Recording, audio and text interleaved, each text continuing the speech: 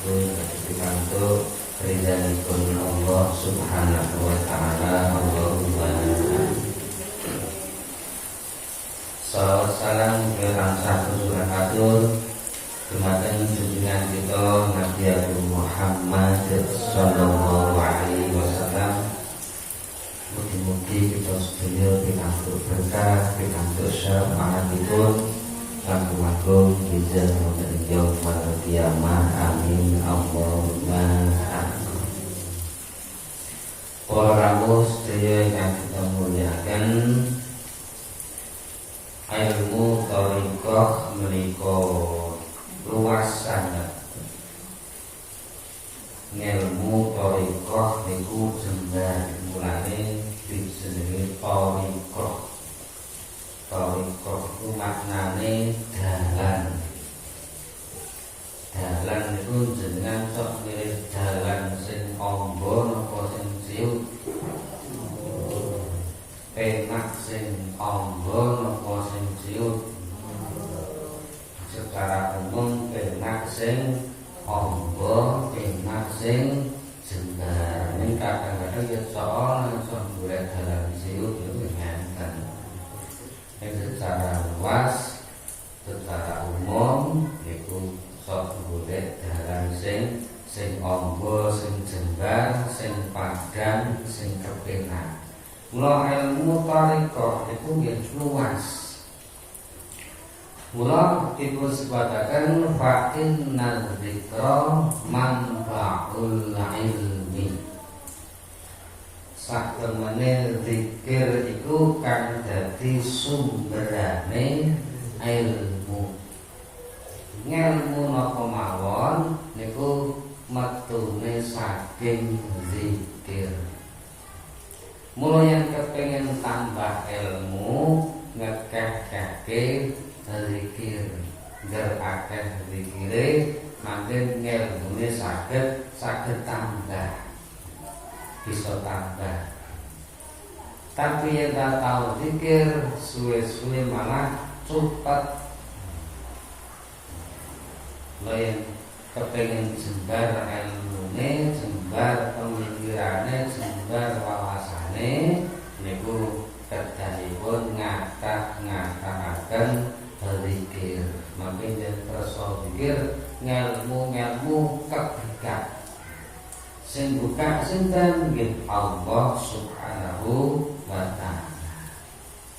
Zikir iku mangken dene salat, ibadah hanjang.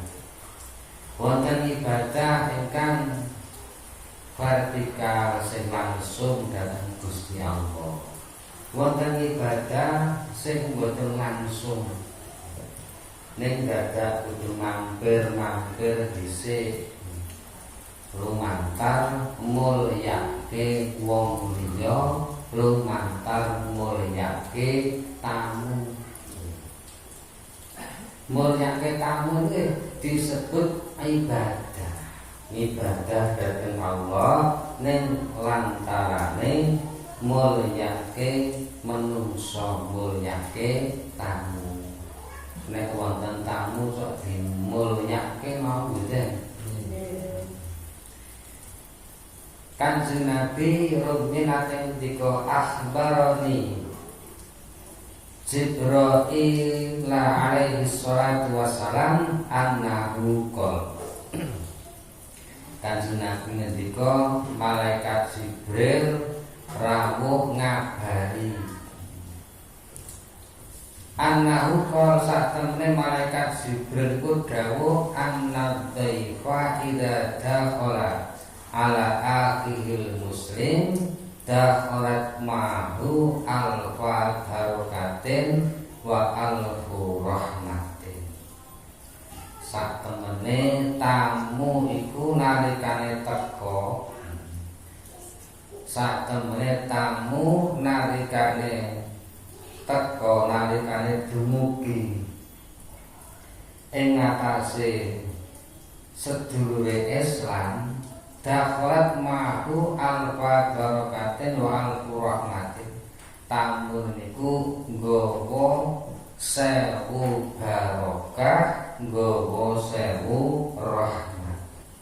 Jadi kapan kita pikantuk tamu, itu tamu setunggal niku makin rawit dibarengi kalih 1000 berkah, 1000 rahmat, 1000 kesaenan, 1000 welas asihipun Allah Subhanahu wa ta'ala. Mula kapan wonten tamu kita dipun dawuhi supados mulyakaken dhateng tamu. Kraton rawuh tamu ngasta 1000 berkah, ngasta 1000 rahmat.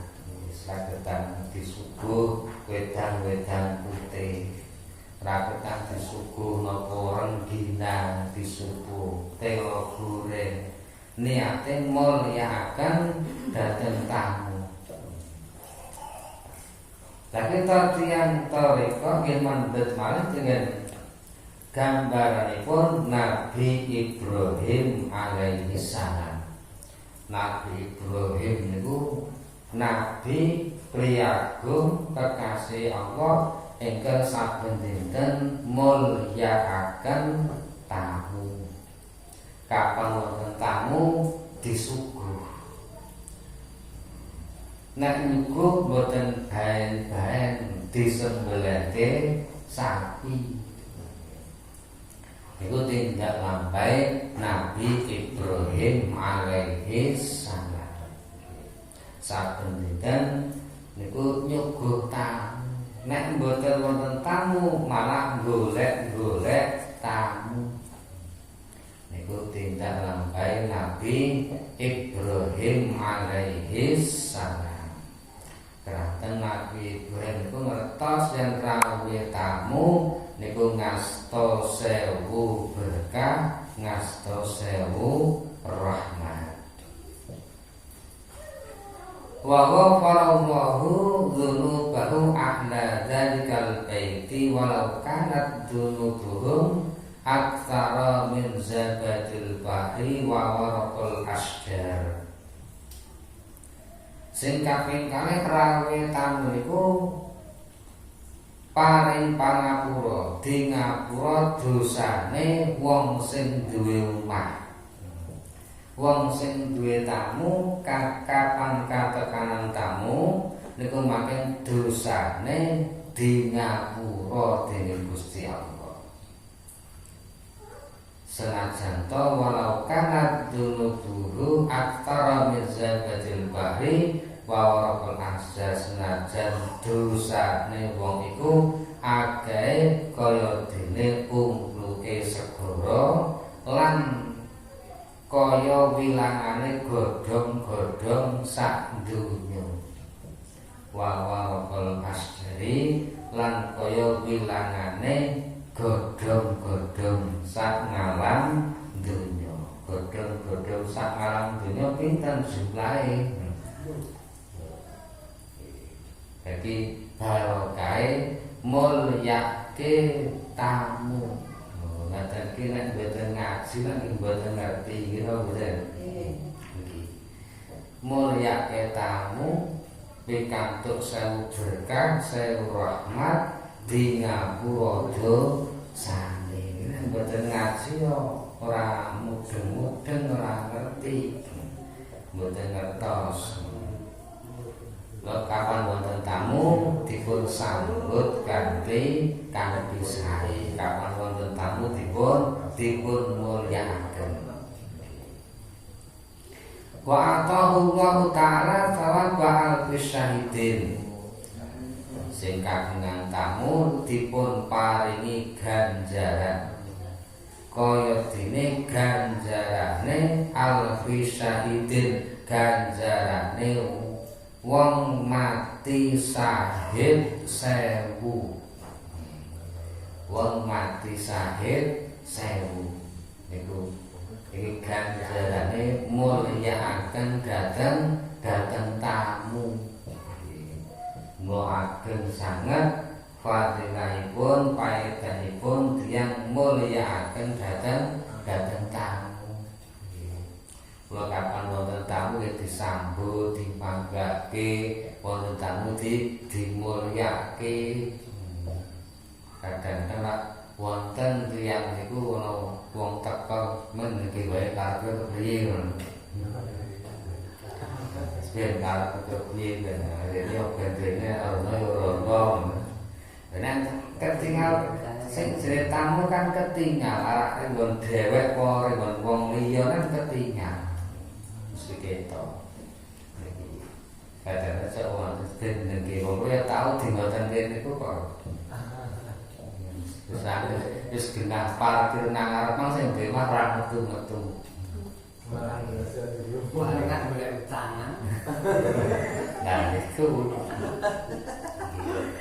Iki golek utangan ya beda malih lho. Tamu itu dipun mulyakaken ketinggal tamu iku. Wa katabalahu bikulli lukmatin akalaha sawaba hajatin wa mabruratin wa umratin makbulatin.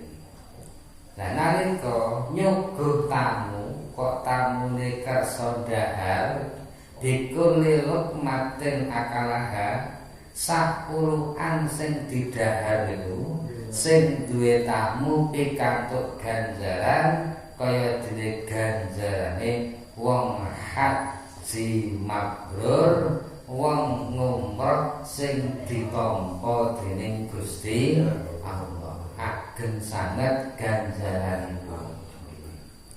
Iki sing duwe tamu, kapan tamune kok kersa ndahar, setiap sapuluhan sing didhahar iku sing kagungan tamu sing nyuguh pikantuk ganjaran kaya dene ganjarane haji mabrur lan umrah ingkang dipun tampi dening Gusti Allah. Dadi haji umrah kuwi nek ganjarane jane kepenak mboten kudu tekan Mekah tekan Madinah.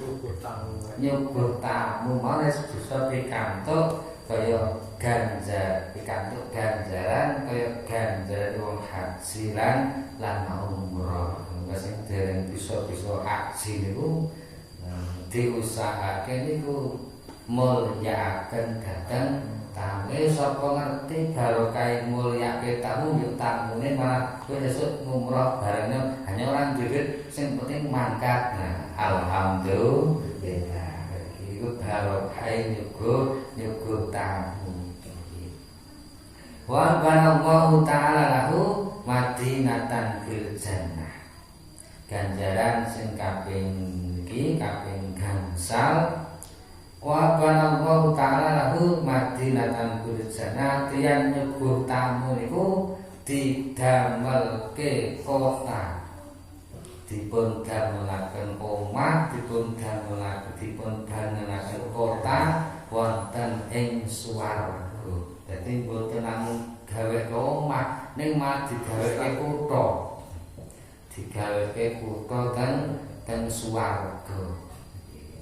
Purworejo mon kotane wis kaya ngono apike, Jakarta kaya ngono apike, Surabaya kaya ngono apike. Swarga kaya apa? Digaweke kota kok ten swarga. Mula agung sangat fadilahipun mulyakaken dhateng tamu. Ingkang kaping 6 paman akrama dhaifan wa ka'annama akrama nabiyan sing sawe mulyake dhateng tamu mongko wong mau kaya-kaya mulyakake sab'ina nabiyan 70 nabi. Nyuguh tamu siji mulyake tamu siji iku kaya mulyakake 70 nabi. Mula ageng sanget tamune 100 wae pun akeh. Pun kathah